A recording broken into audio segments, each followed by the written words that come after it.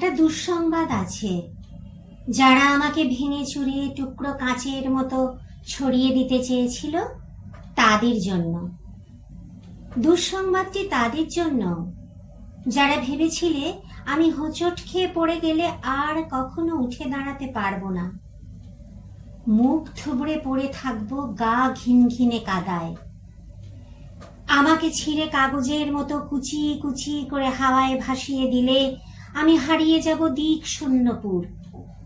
যে আমাকে টেনে হিঁচড়ে নামিয়ে নিতে চেয়েছিল অতলান্তিক বিষাদ সমুদ্রে, ডুবিয়ে দিতে চেয়েছিল এক পৃথিবী বিবমিশায়, যে আমাকে অযুত রাতের কান্না লিখে দিয়ে বুকের ভেতর খুঁড়ে দিতে চেয়েছিল শ্যাওলা জমা স্যাঁত স্যাঁতে এক মজা পুকুর, যে আমাকে দুঃখ দিয়ে পুড়িয়ে শেষে উড়িয়ে দিতে চেয়েছিলে ছাইয়ের মতন, তাদের জন্যে দুঃসংবাদ।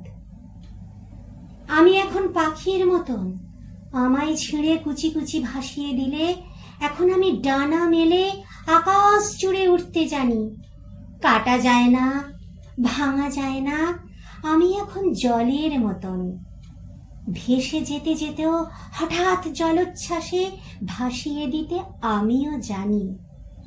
আমিও জানি ছড়িয়ে থাকা টুকরো কাঁচের শরীর থেকে দু ফলা এক ছুরি হতে। এই যে মানুষ দুঃখ দিতে দক্ষ ভীষণ, সেও জানুক আমি এখন হাসতে জানি। শ্যাওলা জমা পুকুর জুড়ে আমিও এখন রোদের মতো ভাসতে জানি।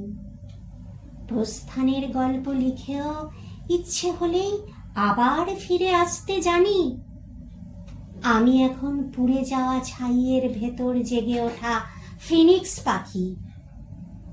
আমি এখন মৃত্যু মেরে বাঁচতে জানি।